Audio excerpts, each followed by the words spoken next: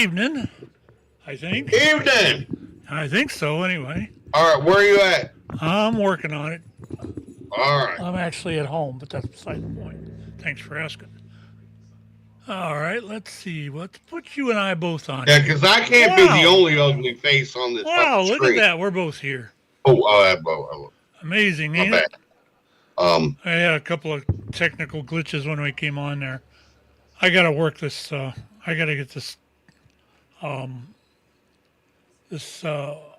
software for this show under control because I forgot there was things I didn't do last week that I should have already done. But anyway, that's cool. Darn you! We're all right. We're running. Slacker. It's going to be a fun time tonight. Got a couple things that have popped up. I think I want to talk about tonight. I take it you're okay with that. So absolutely, you can talk about anything you want to, unless you get into like deep stuff that I don't know much about and I need to do some research on. But yeah, let's go for it. The stuff we're going to cover tonight is, in the beginning, I have a clip on actually becoming an amateur radio operator, what you need to study, where you got to go to study it, and stuff like that. Then second, this weekend, this coming Saturday is what they call the State of Ohio QSO party, which is similar to Field Day and some other stuff that Hams do. But I want to show everybody what that's like, and we'll probably get into some other discussions along the way. But the first clip I've got that is actually I've had him come in on Zoom to my club meetings one time or another. And his name is Michael. He's a YouTuber, and he's a ham radio YouTuber, something fierce. He's I've actually had, when we had the other version of this show, we used to play his clips because we'd contacted him, and he gave us the okay to do so. But anyway, that's neither here nor there. We are here. I guess first thing we can cover is what it's like to have a license. You have to understand that Dale and I are both extras, right? Yeah, you're an extra. Extra what? We don't know. Yeah. Extra something. Yeah, I got my extra before you. Yeah, right. Whatever. But I'm smarter. And I look better. Well, see, that's the point. That's the point here. Yeah. That is absolutely true. When it comes to amateur radio, you are much more knowledgeable than I am, but we have the same license. Yeah, that's true. So it's like choose your Elmer wisely. You know, the things that you got to really once you get licensed, and even before. I've had 2 or 3 people come to my club that didn't even know how to study when they got there. And what the best thing you can do is search out your local ham club and see if they're compatible with you by going to a meeting or two. And if they're compatible, make some friends there. And they'll be able to tell you or teach you where to go to get the question pool and everything like that. There are actually 2. I'm going to let Michael explain most of this. So what we'll do is I'll play this clip, then we'll come back and we'll talk about this at a little further, a little better pace. So we'll be right back. You're watching you're watching Radioactive. Did you know that? Actually, you're working. Radioactive? Seriously? No, I don't think so. You're actually watching. Elmers World. You're getting me screwed up here, Dale. Ooh. It don't matter. Party foul. Yeah, that's about it. So let's watch this thing. We'll be right back. You're watching the World of Elmer on Crooked River. Today on Ham Radio Q&A, I've got the 5 easy steps you need to get your ham radio license. So please keep watching for more.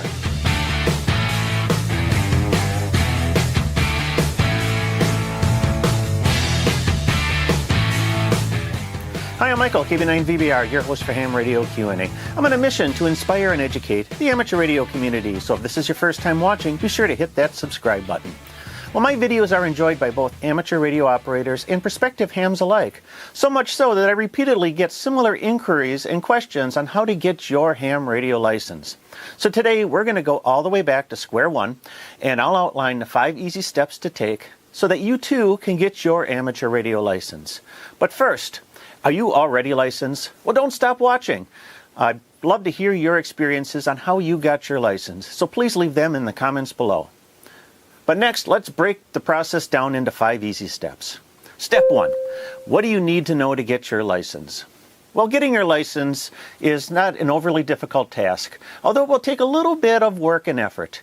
You'll need to pass the FCC's Technician License Exam in order to receive your call sign. The exam consists of 35 multiple-choice questions derived from a publicly available pool of approximately 400 questions. Since all the questions are known, although you won't know which of the 35 questions you will receive, it makes the process of studying for the test a bit easier. In order to pass, you need to get at least 26 of the questions right. So what are you going to need to know to get your license? Well, the Amateur Radio License Exam covers 4 main topics: rules and regulations, operating procedures, basic electronics, and simple amateur radio theory. There are 10 topics or sub-elements that the exam questions are pulled from: FCC rules and station license responsibilities, operating procedures, radio wave characteristics, amateur radio practices and station setup, electrical and electronics principles, electrical components, station equipment and basic troubleshooting, modulation modes and operating activities, antennas and feed lines, and finally electrical safety. Sounds complicated? No, it really isn't. The whole purpose of the test is to make sure you can operate your amateur radio equipment in a responsible and safe manner and have the basic foundation and knowledge to begin enjoying ham radio hobby. So looking at these topics, you'll probably identify a couple of the subjects alien to you, and that's okay. There are plenty of resources available to get you over those hurdles. Step 2, finding a study resource that works for you. For a lot of people, the first thing that comes to mind is to memorize the question pool and brute force the exam. But that is an inefficient form of learning, and I don't recommend it to anyone.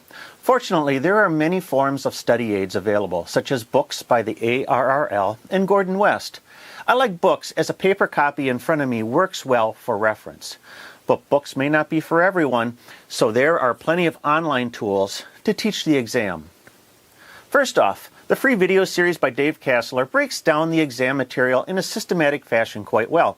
If you have the time to commit to watching the videos, that may work well for you. Or an online resource like hamstudy.org may be the ticket.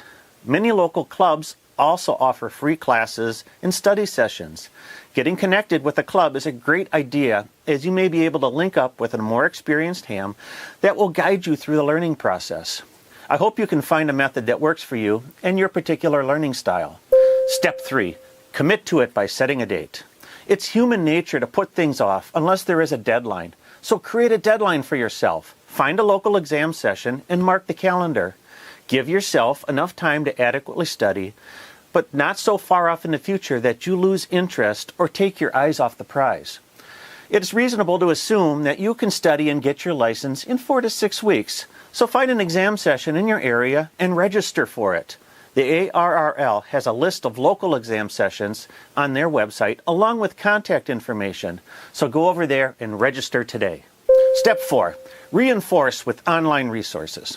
Start taking sample exams online once you get a feeling for the material. Your scores will improve with time. Many of the online exam simulators will give you the questions in a flashcard style or as a simulated test. I prefer the simulated test as it generates the 35 questions for a more realistic experience. In my experience teaching classes and giving exams, I found that if you hit the 80% mark on the sample exams, you'll pass the actual test. And you won't have to ace the exam, just pass. Step 5, go ahead and take the test. Ready for testing day? Well, the amateur radio license exams are administered by volunteers, and they're all cheering for you to pass. But they are also serious in their responsibility and will proctor the exam in a professional manner. You'll need to bring a form of government-issued identification, like a driver's license, passport, or current military ID. You'll also need a testing fee, which is typically $15. Pencils and exam materials will be provided. You can bring a simple calculator to the session, but you'll need to show that the memories in it have been cleared. If you pass your technician exam, you'll be given the option of taking the general test. I recommend you do it. While maybe only 20% of the people that take the general in this manner pass it, you're going to get a good taste for what's expected in the next level. And once you pass, your license and call sign will typically be issued in about a week. So what are your thoughts? If you've taken the test and got your amateur radio license, please tell us about your experience. Or do you teach and mentor other prospective hams? Let me know about your favorite resources and methods. Please leave them all in the comments below. I'll try to answer them and also highlight a few of the best ones in my monthly question and answer video. For more articles and information, be sure to check out my blog at www.jpole-antenna.com. Your support of this channel drives the production of future videos. So if you like this video, give me that big thumbs up. And don't forget to check out some of the other recommended videos alongside me here. And hit that subscribe button if you haven't already done so. Pressing subscribe notifies you when future videos will be released. Well, that's it for this time. I'm Michael, KB9VBR. Have a great day, and 73. And we thank Michael Martins for that, the use of that video. And Thank you, sir. If you're watching, Mike, hi. Anyway, that was a bit of a mouthful of what he said there, and I think we ought to go through a couple of parts of it. As far as getting the material to study, you can actually go online. There are two or three testing sites that I've used in the past that really do help you out, because it has the general overall test to where you get 35 questions, and it tells you at the end if you passed or failed and by what margin. And then they have other sites that will give it to you and let you break each section down. My advice to most people is to actually take and go to one of the sites that lets you break the thing down. One of the better ones is QRZ.com. Amen. They have a very good test on that testing. I guess you'd call it a machine on there that will actually take and let you not only see the whole question pool, but see it broken up into sections. Each of these sections are different topics, of course. And once you get into it, what I suggest to most people is that once you start take the overall test first, and see how you can benchmark yourself. Then after you're done with that, then take and go into each section, and you're going to probably have to do this, I don't know, 10, 15 times, I would think, until you get the stuff in your head. What I mean by that is if you go to QRZ, it'll give you the overall test, and then it'll say test in sections. And when you go to say the first section, it'll give you however many questions are in that part of the topic, in whatever topic it picks. You can take and once you start that, keep doing it over and over and over and over again until you get to the point where it tells you've got 100% of the first section. Okay, then once you do that, go to the second section and third and fourth and so on. What this does is it makes you kind of aware of what you're actually. It kind of pounds it into your mind is what it does. And once you do that, you take and if you were to take one, I usually take 5 sections at a time, or I used to, and on the 5th section, once I got everything right there, then I'd go back and take the usual or take the overall test. The overall test will tell you if you've passed, if you failed, how badly, whatever. And then, and I'm almost going to guarantee you're going to get a better score than the first time you took the overall. And as Michael said on there, but I think it's more like 85 or 90%. You can once you get to 85 or 90% correct all the time, whenever you take it, you should be able to take the test and pass it.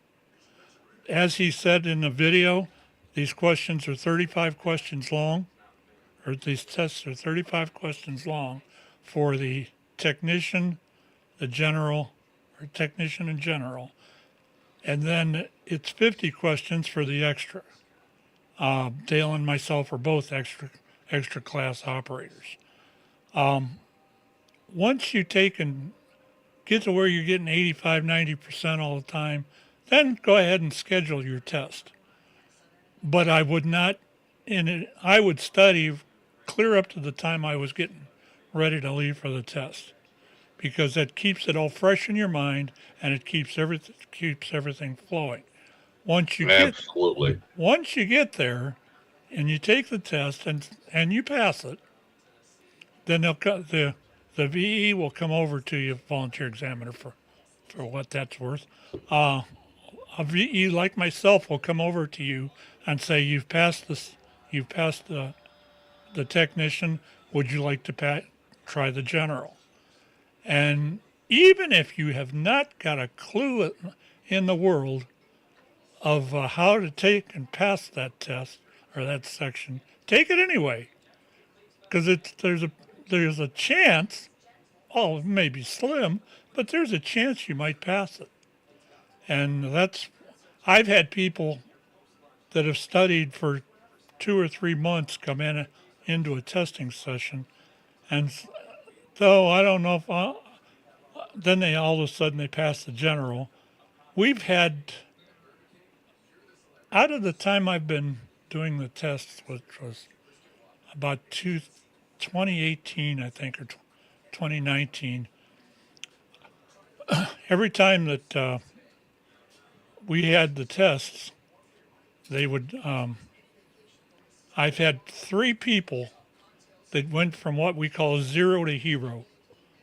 The 0 to hero thing is they come in, they pass the tech, and they go to the general, and they go do the extra. It takes an awful lot to do that. I would never have been able to do it myself. The other thing, too, you have to keep in mind that the testing itself is not going to, you're just scraping off the tip of the iceberg. Because you're not going to learn everything in amateur radio by way of those books. They just want you to have an understanding on 2 things, where you're at and what you are able to do there. With the technician test, you get technician privileges, which gives you 6 meters and 220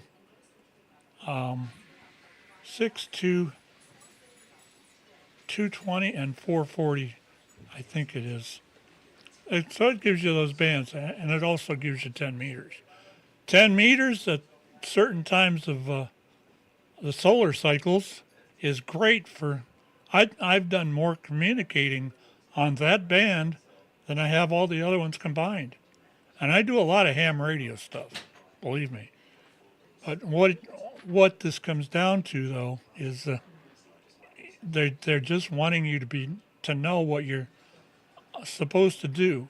And then the next thing you do, once you get that license, Then you can go to a club and say, hi, my name is, my call sign is, and I'm here, I just got my license.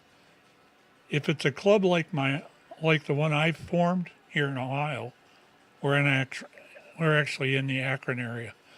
If it's a club like the one I have, you're going to have 4 or 5 people come up to you. Congratulations. And need any help with this? Need any help with that? You know, what questions do you have? And I don't know of any ham that would, if you asked them a question like that would snub you or turn you away or anything like that. Hams are a good group of people. We want others to succeed, and we want to grow the amateur radio population. The age of an actual average ham radio operator is 56, and that's the average age for who's in the hobby. Although, from what I'm seeing, I've seen quite a few that are younger, and it's almost probably 35% younger than 58. All right, what else did he cover, Dale? You have any question? Or I want to add anything? I don't have any questions, but yeah, the one thing that you brought up is you were going through the process of testing. I would use my own example. I never took a technician test. I went into the building with on my mind that, and I studied. I did not study for a general or a technician. I studied for the general. And I went in, and the first test I ever took was a general. Now, you can choose to go up the road, because what we have to explain to these people is if you take a technician and you want to go to the general, you're paying another testing fee in order to jump up. I just said, this is what I want. This is where I want to be at that time. And that's what I studied for. And I went in, and fortunately, I was able to pass it. So you had to have taken the tech. No, I did not. I took the general test. Well, from what I've known through the testing that I've been doing, you're not supposed to. You can take the technician, then you have to. If you pass the tech, then you go into general, and if you pass that test, then I paid one testing fee. Well, that's true.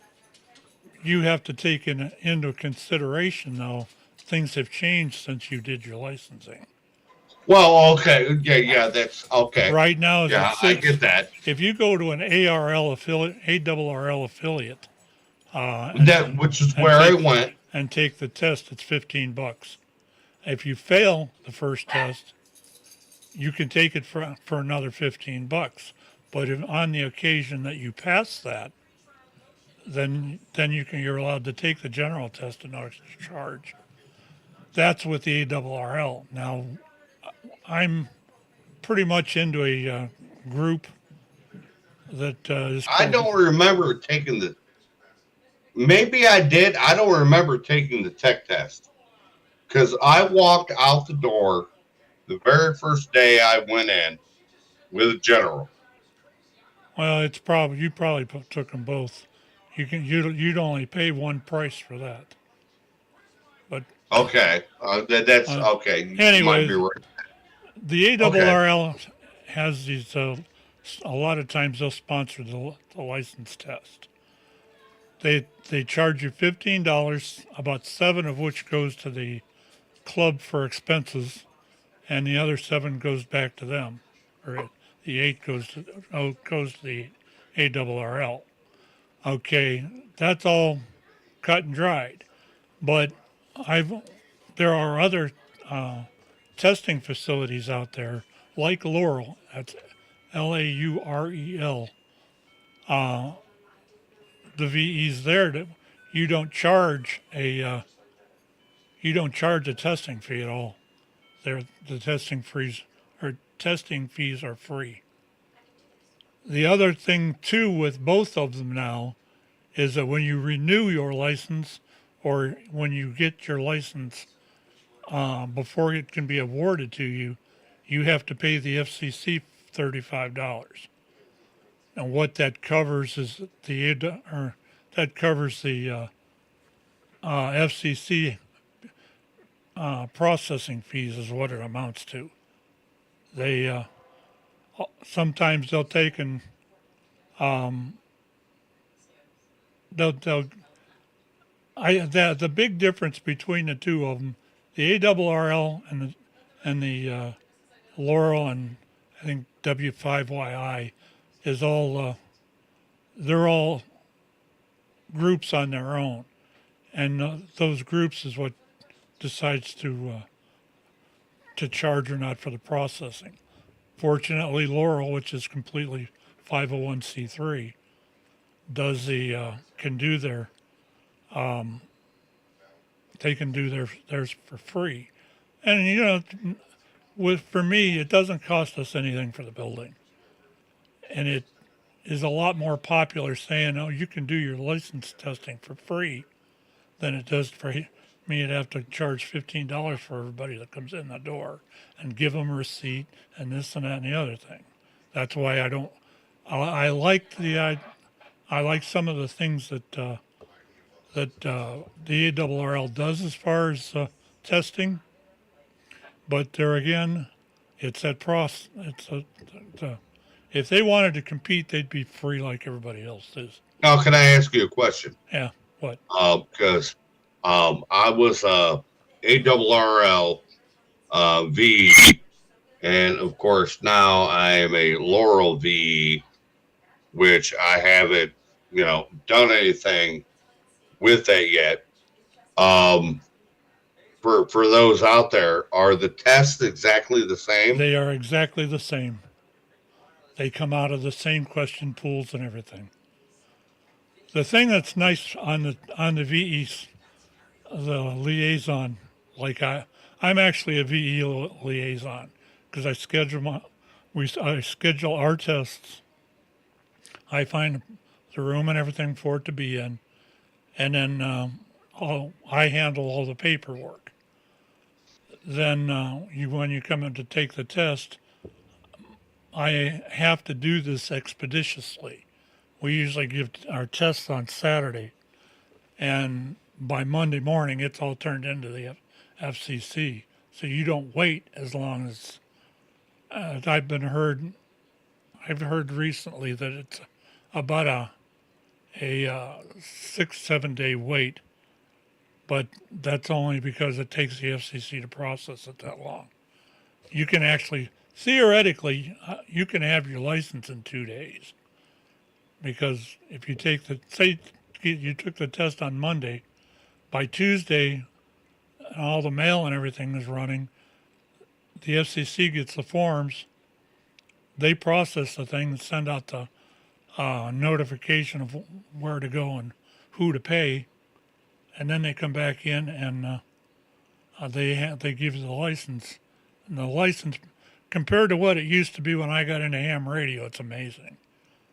When back in 1991, I was first licensed, and I took the exam on April 15th, and it was June 1st or May 30th was the day my license was issued.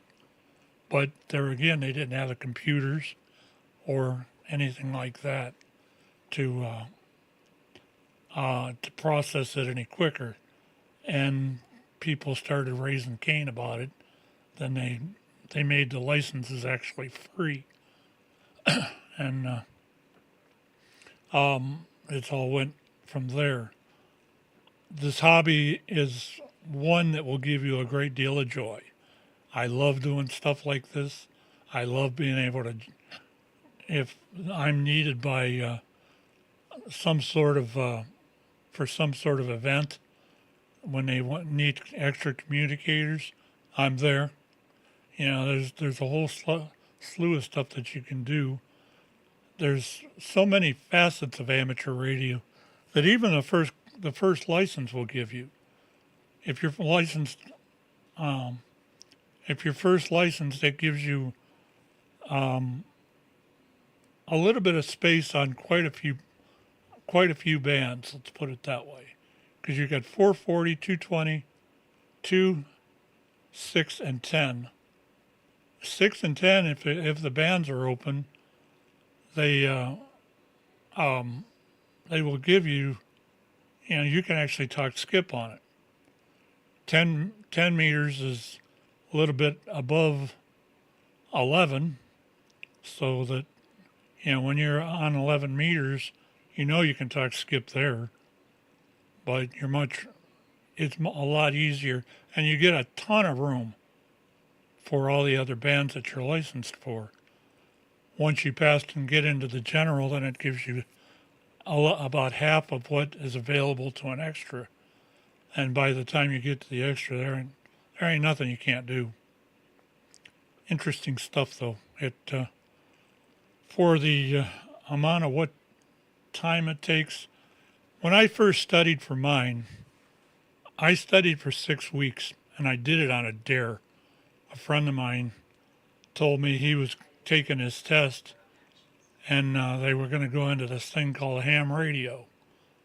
And I said, okay. He says, well, you're working all the time, and you ain't got time to study like that.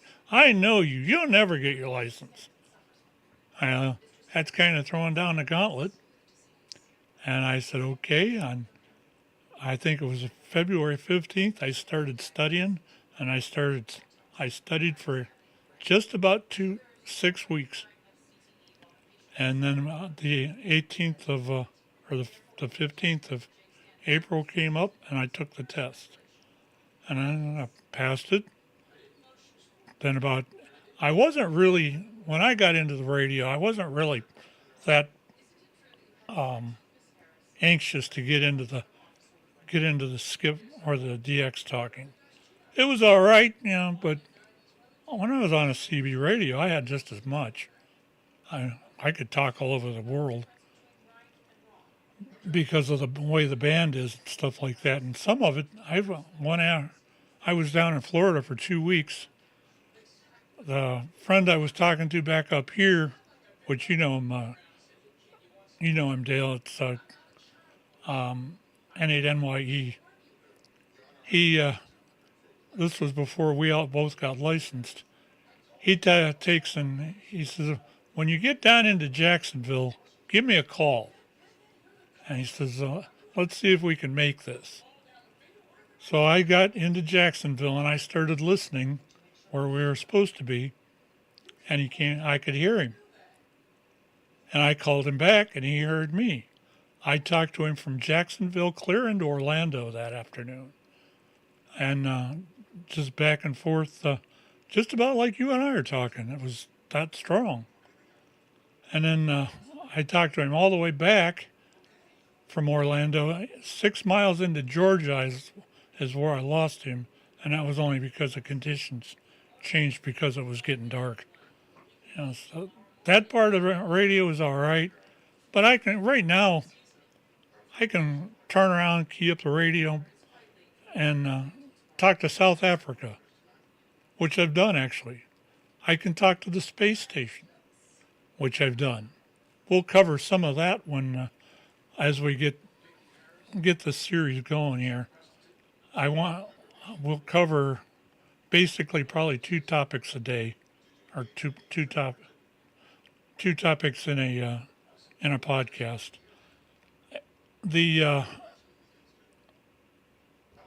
Let's go into a couple of the places where I think you think we covered the QRZ now and hamtest.org.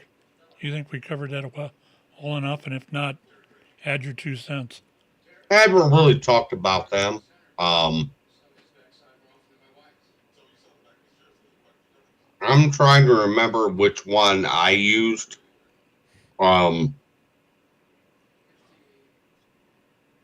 but I'm thinking QRZ, I think. If you would have got that Is the from me, one.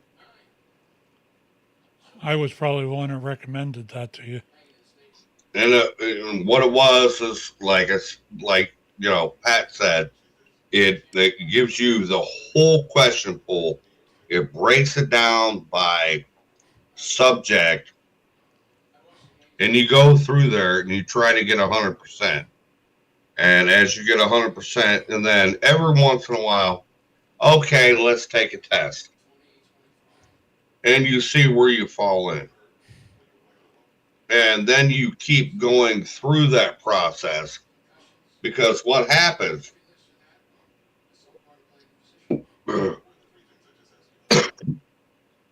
as you're learning all this stuff, the stuff you learned at the beginning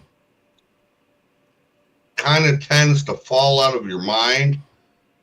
But when you take those tests, it'll tell you, okay, you got the answer wrong.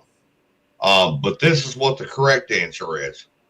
And so from what you saw from the video that Pat showed, I'm one that did a lot of it through memorization.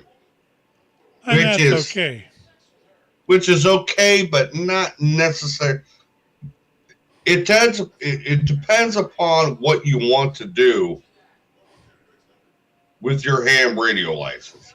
If you just want to plug in a radio and talk, memorization works just fine. Now, I will tell you, okay, as he said, I'm an extra. If I need to build a cable, I can build a cable. I can plug it into my stuff. I can make sure that my shack, so to speak, is working properly.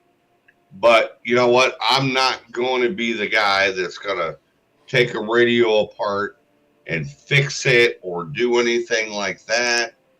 I don't get into all this, digital nonsense and all the other stuff as much. I'm just more of a traditionalist when it comes to radio. And I loved getting into it just because, well, one, storm watching, because I've always been into weather. But I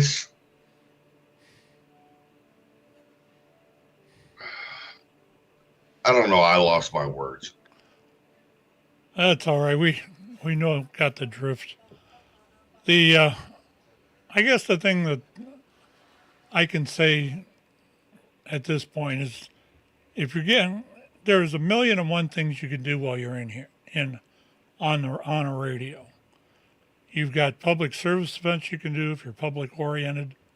You want to go take and help out on a parade or a running marathon, which in the Akron area we have the Akron Marathon coming up, and there will be about 40 or 45 hams there that I know of. Then you get past that point, then you're doing the you can do the events. You can actually do this thing called POTA, which is taking your little radio out, setting up an antenna out in the park, and activating the park. If that doesn't thrill you, then you can talk to the space station. If that don't thrill you, there's digital modes that a lot of people get into. A lot of people say that the digital modes are not something that needs to be on ham radio because they're connected to computers. The way I look at that somebody that says that, everything in radio has its own place.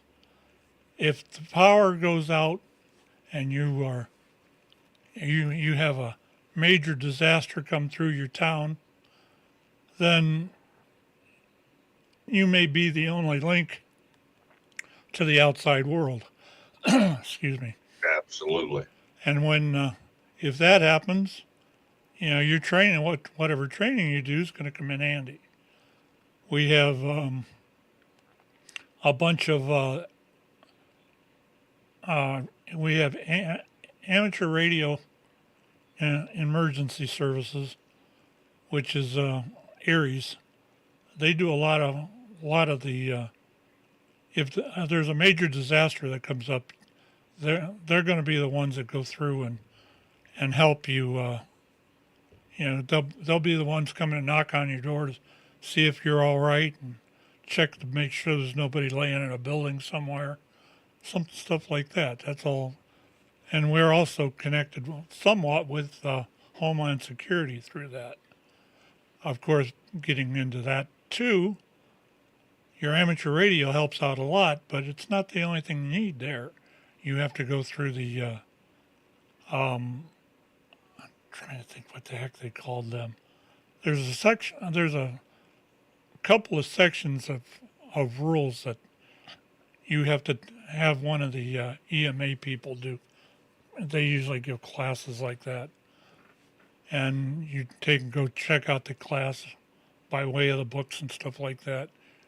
And you can actually help out in a disaster like that.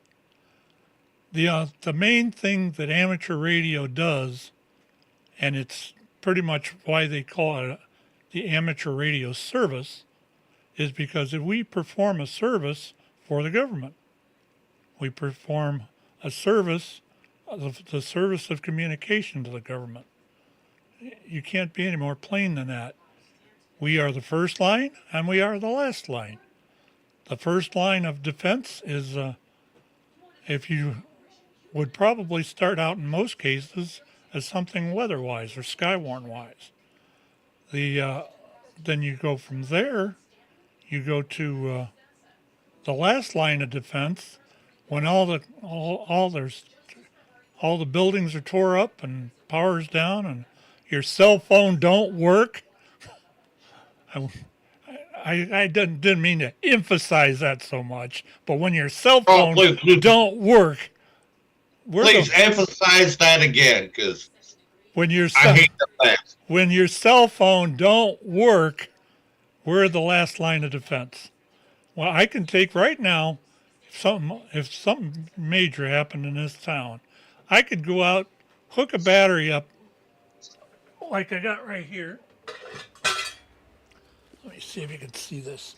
I can hook this battery up to my radio and get roughly about 25, 30 hours out of it, as far as being able to talk on it.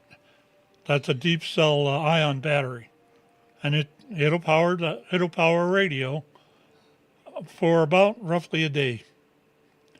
Sometimes a little more, sometimes a little less. Depends on how it's charged.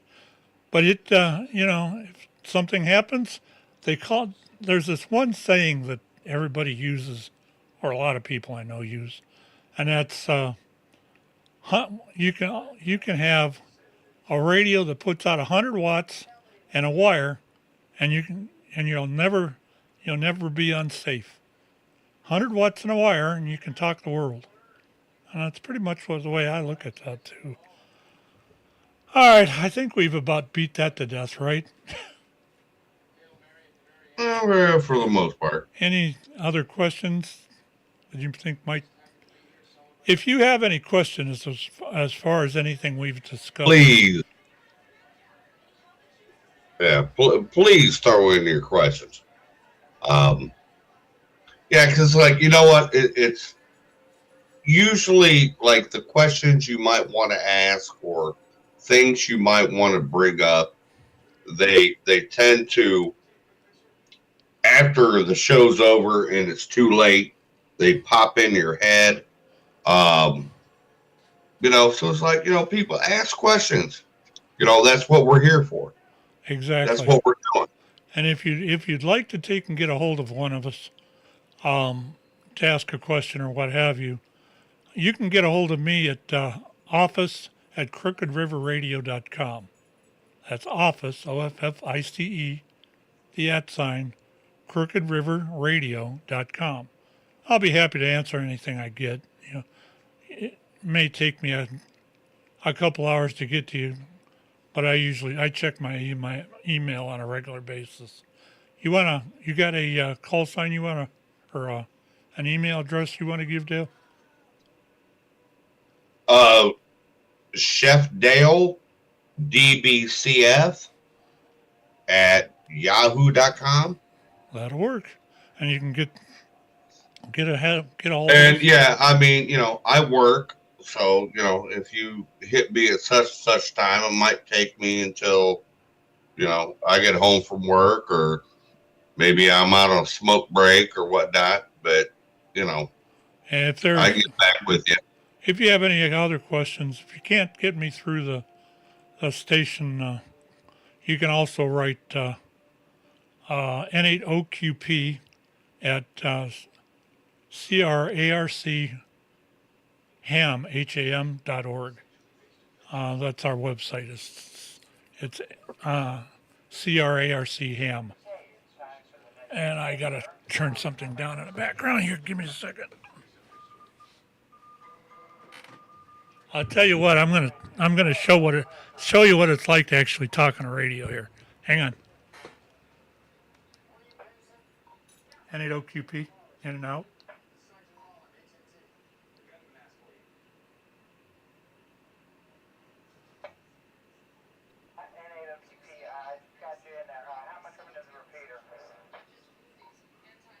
You sound good into the repeater. I'm in the middle of a podcast, so I'm not going to be able to stay. Just check me in and out.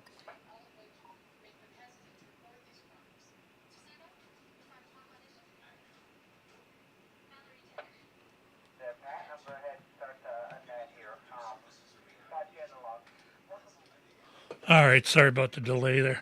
See that? That was a QSO on a repeater. And what that does is I transmit, it goes into the duplex side of a repeater and comes back out on another frequency, and you talk back and forth that way. But we'll cover that in another place down the road. I think the next thing I want to get into is probably the what the actual QSO party is. As we said in the beginning, this weekend is going to be the State of Ohio QSO party, and I've got a clip that explains what a QSO party is. So let's run that, and we'll be back in a couple minutes here. You're watching the Elmers World podcast on Crooked River Radio. I'll get that in my head yet.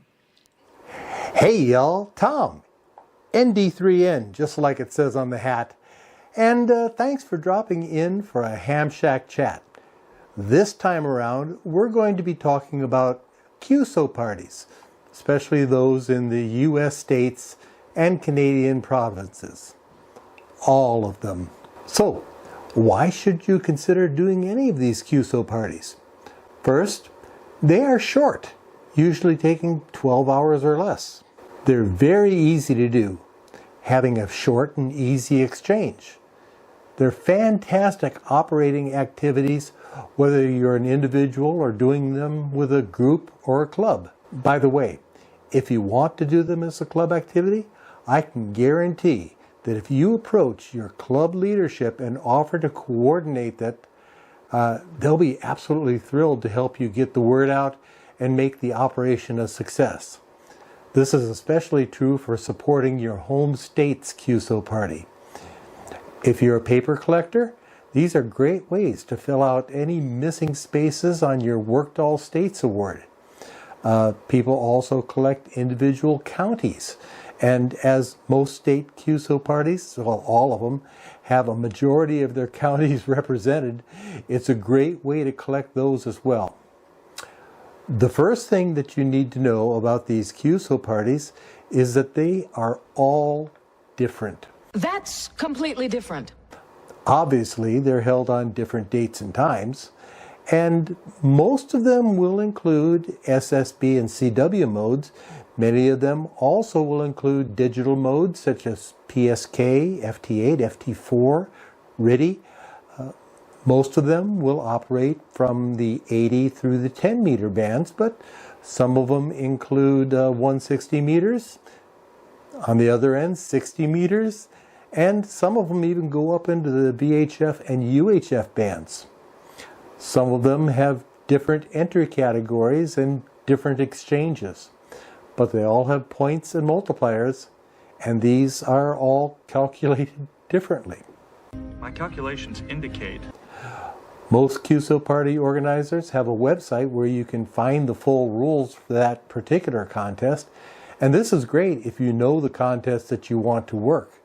But wouldn't it be handy if there was a place where all of these parties were listed with a brief outline of each one and informational links to the full rules, and maybe even a place to upload your logs, or even just an address to send them to when you're done? Well, your wish has been granted, as there is such a place. The WA7BNM contest calendar is the go-to place for all things contesting, and especially if you're looking for a particular type of contest, such as in our case the US and Canadian QSO parties. This is the home page for the contest calendar, and it is linked down in the video description. Now you can get to the state QSO parties by clicking up here, or we're going to go through here and do it. This is going to give you a list of all of the different QSO parties sorted by date. And I'm just going to pick one out of random. Let's take the Delaware QSO party. You want to click on this blue box here. Ah, the blue box. You must be a newlywed. And it's going to bring up the summary. You can see the modes are CW, RTTY, digital, and phone. So that means you could use FT8 if you wanted to. It's 160 through 10 plus VHF. And here are your operating classes, your power levels. The exchange is a RST plus your county for people in Delaware. For non-Delaware, you give your signal report plus your state, province, or DX. DX is anything that's not a state or province. You can work each station once per band per mode. And you continue on down, and it gives you a high level. Here are where you can find the QSO party rules. There's a link inside here, and it's going to bring up the QSO party rules. So here's everything you want to know. Here's how to make an FT8 or FT4 contact. You want to make sure that you send your logs to qsoparty@gmail.com. And it gives you all the information you need. So let's take a look at what QSO parties you can participate in. In February, Vermont, Minnesota, and British Columbia have QSO parties. March brings us Nova Scotia, Oklahoma, Idaho, Wisconsin, and Virginia QSO parties. Louisiana, Mississippi, Missouri, Nebraska, New Mexico, Georgia, North Dakota, Michigan, Ontario, Quebec, and Florida have their parties in April. Now, May is a very busy month for QSO parties. This month, there are 3 cooperative QSO parties where multiple states or provinces join together in presenting them. We'll start by talking about the 7th Call Area QSO Party, which consists of Arizona, Idaho, Montana, Nevada, Oregon, Utah, Washington, and Wyoming. The New England QSO Party has Connecticut, Maine, Massachusetts, New Hampshire, Rhode Island, and Vermont. Alberta, Manitoba, and Saskatchewan make up the Canadian Prairies QSO Party. May also has QSO parties in Indiana, Delaware, and Arkansas. For those of you keeping count, that's 20 individual QSO parties, though 17 of them are grouped together. June brings the Kentucky and West Virginia QSO parties, and August brings the Maryland, D.C., Hawaii, Kansas, and Ohio parties. Colorado, Tennessee, Alabama, Texas, Iowa, New Hampshire, New Jersey, Washington, and Maine QSO parties are in September. Finally, state QSO parties for October are California, Nevada, Arizona, Pennsylvania, South Dakota, New York, and Illinois. Note that some states show up more than once on this list, and not every state or province has QSO parties. But if they have one, it will be certainly listed in the WA7 BNM contest calendar. QSO parties are fun, easy, and there's very little pressure when compared to other contests. People are more willing to have a short rag chew during the contest and explain the exchange. On CW, operators are always willing to slow down for folks that aren't up to normal contest speeds. In short, and in general, it's a nice contest, or if you prefer, operating opportunity, and the people doing them are just as nice. Thanks for dropping in for a Ham Shack chat with a 10,000-foot view of QSO parties. If you enjoyed this video and feel like you may have learned something, please give me a like. Oh, I like that. I like that. By popping that thumbs up icon. Please share Sharing is good. this video with your friends and others who may be interested in these kinds of operating opportunities. And please comment. Yes, you. Questions, comments? With any notes, experiences, or questions about QSO parties, especially on social media. 73 until the next Hey Y'all, and here's the latest video from Ludlow Creek. I hope you enjoy it, and will leave a like for them on their site. As always, at your service, I'm Tom, ND3N, and I am out.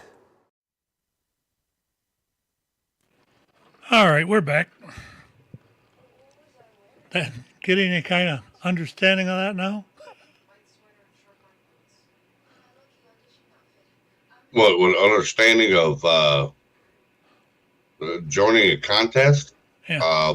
You ever contested before? No, I've never been big into contesting. It's kind of like, you know, what I was talking to you before. We're like at both sides of the barrier when it comes to ham radio. Like, okay, you played the video in the beginning about, you know, testing. And they said the worst thing you should do is memorization. Well, guess how I earned my extra? Was memorization. Yeah. That's what I did. I went down the road and I memorized everything I need.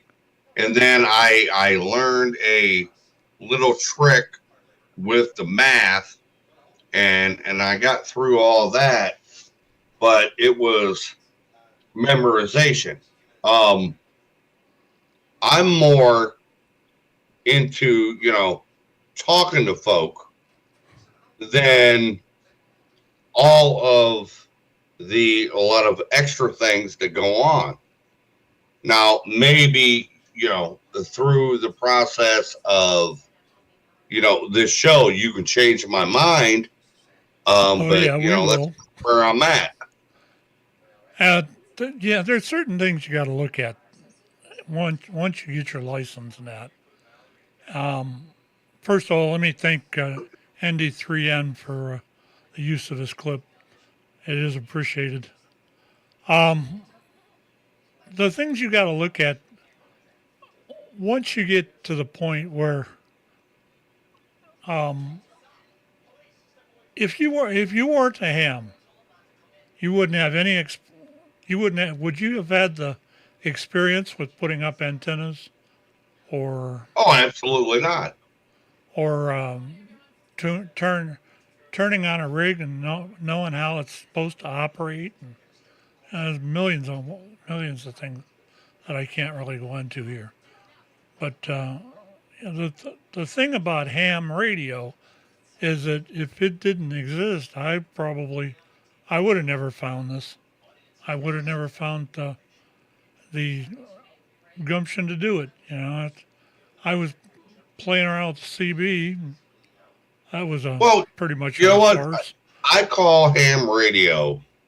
It's at the end of the day, if you're just using it, I guess kind of in the way that I do. It's CB with rules. Yeah. And you can push out a lot further, but it's CB with rules. I mean, because you're just talking to people. You can't cuss. You can't do this. You can't do that.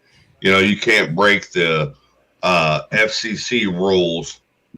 But whereas with the CB, you got people, talking all kind of nasty and doing all kind of crazy things. You can't do that on ham radio. Yeah. So that's kind of where I got with it. I just wanted to be able to, once again, in the possibility of a disaster, I could take my radio out of here. I could hook it up to my car battery, and I could talk to somebody. Yep. Okay. I don't have, and we're gonna have to talk about that little fancy battery that you just showed earlier. I didn't know about anything like that. I might need to get one of those. But it's, it's neither here nor there. I just want to be able to communicate, and I don't want to call myself a prepper because I'm not, but I do want to be prepared if something bad were to happen. Yeah, and that's pretty much the reason I'm into it. When I first, as far as my experience with Skywarn and that was one of the things I wanted when I got into the radio, because I could find out where, back in the 1960s, late 60s, they didn't have radar on your television. If you wanted to see a picture of the radar, you had to wait for the news to come on. And that Shirosek wasn't going to be around any time that storm was going to happen. I got scared out of my wits one time when I was about 16 or 17 by there was 3 tornadoes around my house. And I was just certain that one of them was going to come and take my house away. And at that point, it scared the living crap out of me. Once that got over with, I thought, I'm going to do all the studying I can and make it so that I'm not scared of these damn things anymore. I didn't like being scared of it. But so I started searching around, and I did happen to see a little bit about Skywarn. And then when I did get into the radio, it was about, I think I got into the radio in 91, and I started into the Skywarn in about the middle of June of 91. And I was able to download radar off of the actual NWS line. I was able to watch the thing. I was in a group of people that were just interested in what was going on around them. First come, first line, last line, as I said earlier. And then it got to where some of the technology caught up with us, and it's still an invaluable thing. As far as the Skywarn stuff is, they're never going to be able to really do away with it and have the kind of coverage that we provide them. It's because the radars can't see what's below them. Well, I will say in the jobs that I've had, because it's like, when I know there's a possibility for nasty weather, I carry my HD. Yeah.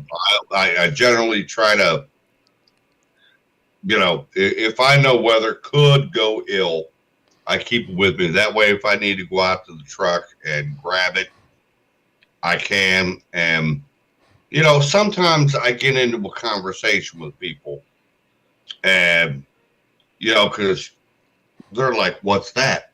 And, I explain it to them. And I'm like, this is why I keep it. And it's for weather purposes.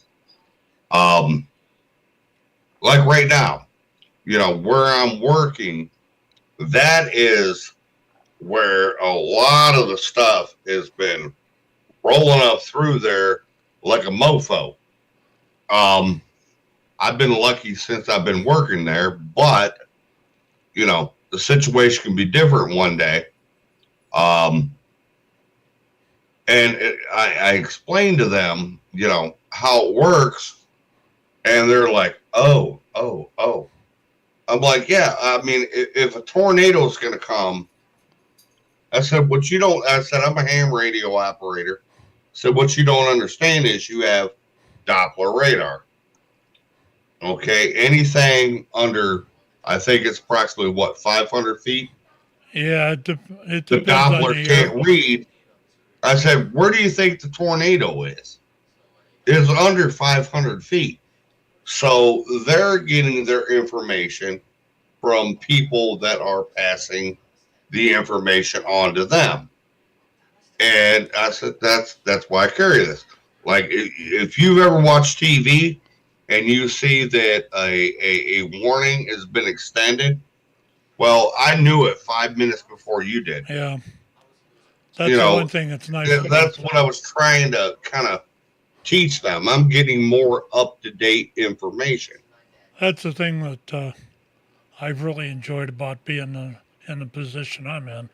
I get stuff. Well, the Weather Bureau's got this thing called the Partners channel, and what it does, any kind of weather event that's getting put out, they'll do a synopsis of it first, and then they'll just keep updating the synopsis. And that synopsis can start 2 or 3 days in advance. So I know it's coming 2 or 3 days in advance sometimes. Not always, but, life is full of irregularities. Anyway,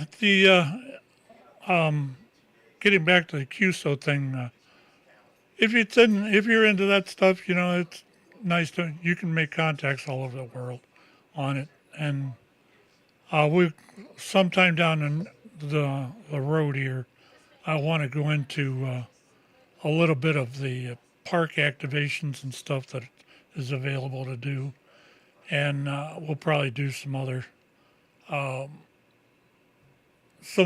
things that are beneficial about ham, but you probably don't know about.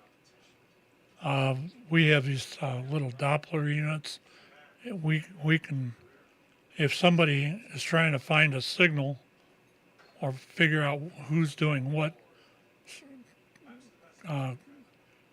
bugging up particular frequency or something like that, they've got a Doppler unit that you can put on your car using the amateur radio also, and you can narrow it down, lock onto it, and know where he's at. And when 15 or 20 cars pull up behind you and come walking up to your door, you have a very different attitude than you did when you were doing it initially.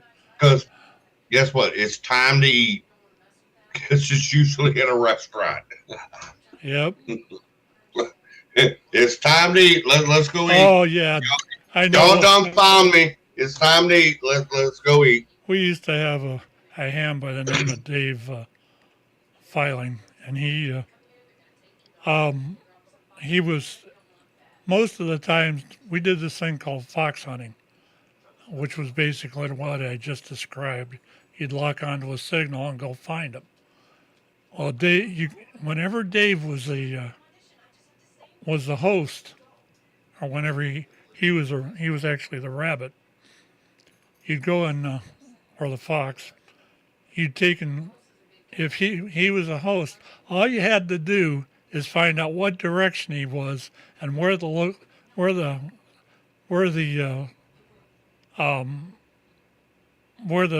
best restaurant was, because you could bet on he'd probably be in their parking lot. I found him 2 or 3 different times that way. It's all fun. Oh, God bless. Anyway, let's wrap this up for tonight. I hope you all got at least a sense of what ham radio is about. And like I said, if you want to get a hold of me, you can write office at crookedriverradio.com, or you can send me a Gmail at n8oqp at crarcham.org. And I'll do what I can to answer your questions. Anything else you want to say before we wrap it, Mr. Dale? No, I think I'm good, other than, if you haven't passed your test yet, keep trying. I'm one of those bad kids that, like I said, that they were talking about, that got my way through with memorization. If you just want to get on the radio and be able to talk, memorization works great. Now, if you want to be a technical person that can, open up your radio and work on it and do things like that, then you need to pay a little bit more attention, or just, hey, memorize, pass your test, and learn that stuff later. But you need to learn it either way. And you will. You will. You just find people that will, because as far as ham radio goes, you're not going to find somebody that will not teach you something if you need to learn it. It's a community that, what we got? I got young blood over here. Oh, he wants to learn this. Let me show you. And if that person doesn't know how to do it, he will send you on down the line to somebody else that will be able to teach you what you need to learn. And it's all about it. It's community. It's all about what you want out of ham radio. Yep, exactly. You just want to get on the phone and talk, or do you want to expound upon that and do the other things that ham radio offers? That's what you have to decide. Yep. Something just popped into my mind here that I wanted to. If you want to actually hear what goes on an amateur radio, there's my site is www.sumsky.org, sumsky.org. On that, I have if you scroll down to about the middle of the site on the first page, you'll see a little applet there that it actually plays ham radio 24 hours a day. It switches around to about 10 or 12 different repeaters, and that'll give you a good inkling on what if you're wanting to get into it. That's sumsky.org. Most of the people you encounter on ham radio are speaking to each other like, Pat and I are. I mean, it's just carrying on a normal conversation. Now, you got rules, so every 10 minutes, KD8YDR, blah, blah, blah, blah, blah. And then you continue carrying on the conversation. So, rather than busting up your fingers on a text message, you could get on the radio and talk to somebody. And guess what? like we discussed earlier, when the bad things happen and your phone ain't working, I'll be like, "Hey, how you doing, Pat? What's up? What's up, pops? You know, how you doing?" And you guys won't be talking, but I'll be talking.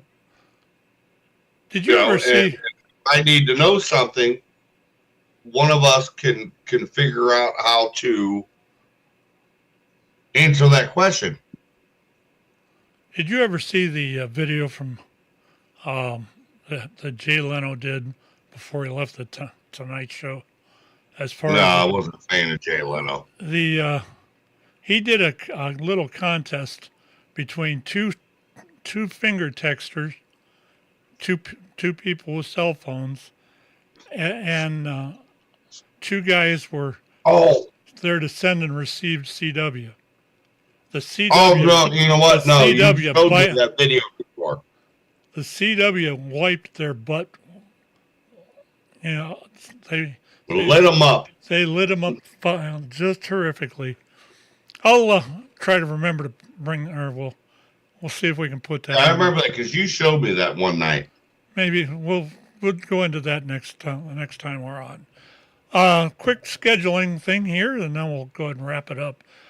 We do have if you listen to our station at all, we have a 24-hour a day music station that is called crookedriverradio.com. Which, by the way, I'd like to hear some more hair metal. I'm pondering that. I've got some Ozzy Osbourne I want to put on there that I. Oh, okay. That I. God bless you. I forgot. God bless you. And then we'll God bless you. I got to look for some more Metallica too. I got some. I can help you with that problem. Yeah, but you don't have to look for it. I can help you with that problem. It's got to be top 40 though. Because that's all top 40. Top 40 hit. You know, I'm not gonna. We'll talk about this offline. Anyway, okay, yeah, because I'm not understanding what you're saying. If there's anything Metallica's ever done that was a top 40, okay, yeah, okay, probably plenty. They didn't play it on the radio. So you want the Black Album? Yeah, all right. Pretty I have the whole album. All right, we'll talk about that when we could get through. All right, gotcha. We do have some upcoming events on the radio station and podcasting too. We do a show on Sunday nights called Radioactive. That's the premise of that started out being we talked about the world through the eyes of an amateur radio operator, and it's kind of extended itself. Now we do a lot of local top events and just events of interest, whatever I can figure out to put in. That's on it from 7:30 to 9 on Sunday. Next week will be Dale and I's argument session for the week. Yes. And with what's going on in the world of politics, that's the only politics show that we do at the current. Well, you know what? It's not necessarily politics. I mean, we could argue about the price of tea in China. I've been arguing with this guy for 26 years now. As long as 27. 27. Or as Justine and I would say, 27. 27. But anyway. Yes, actually, I'm looking at the date. Oh, as of I believe it was the 15th, that was 27 years from our first date. Well, time flies when you're having fun. So anyway, we do have the argument show next week. You did do something right. In your whole damn life, you did do one thing right. You sent me a wonderful woman. You're welcome. That you did. Anyway, let me finish this and we'll get out of here. We have on Monday night this next week we'll be doing our the Art of Argument show. That will be followed by Sunday or Saturday. I'm not sure when it's going to come back, but we do a sports show on Saturday mornings. That's called Four Guys on Sports. My son's having some health issues. He hasn't been able to get in for the last couple of weeks, but hopefully he'll get up and around, and we'll get that back on schedule. And then that following Sunday, from 7:30 to 9, we'll be doing the radioactive thing again. With that, I think that's about all I got. Anything else, Mr. Dale? I'm good. Good. I'm glad to hear that. I mean, anything else I would have be picking on you or something. So. Yeah, heaven forbid. Like you don't do enough of that. When I can. All right, we'll see everybody. Hopefully it shows over the next week. If not, we'll see you the next time that we air Elmers World. 7-3 till then, and see ya. We hope you enjoyed this presentation of the Crooked River Radio Network. See you again soon.